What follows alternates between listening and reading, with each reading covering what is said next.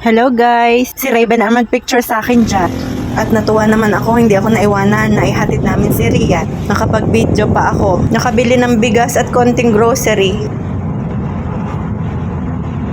At pagdating ko bago maglaba, nagwalis muna. Para hindi naman po nakakahiya na madumi ang paligid. Dami pong dahon na nalalaglag. Kapag off-duty lang po ako nakakapagwalis. Ang asawa ko talaga ang nagtatabas at nagwawalis. No choice na ako, wala si Rian, wala ang asawa ko, may trabaho. Di pandalas na ako ng pagwawalis kasi ang dami ko pang gagawin. Magwawalis sa loob ng bahay, maglalaba, magluluto, maglilikpit.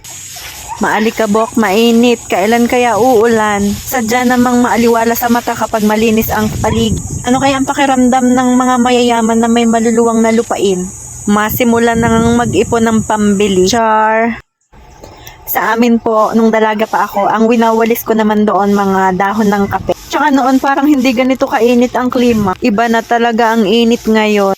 Kapag nasa bahay nga po, ang suot ko lang jogging pants at maluwang na t-shirt. Sa init ba naman ang panahon? Minamadali ko po ang pagwawalis dyan at baka ako'y maabutan ng matinding init. Ay mangingitim. Exercise na rin ay sobra ang pawis ko. Kesa ba naman ako'y magmukmok sa kwarto ay di gumawa na lang ng mga gawaing bahay. Ginagawa ko po yun kapag masama ang pakiramdam ko.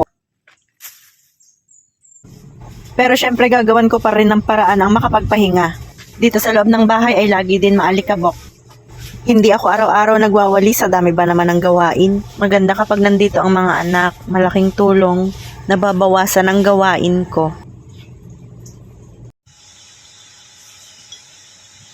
Pagkatapos ko pong maglaba ay di magkakape muna.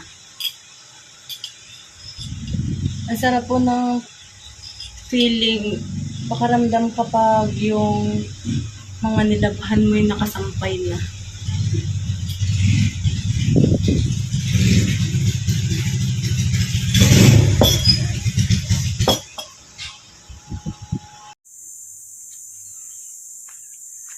Dapat mabango ang nilabhan.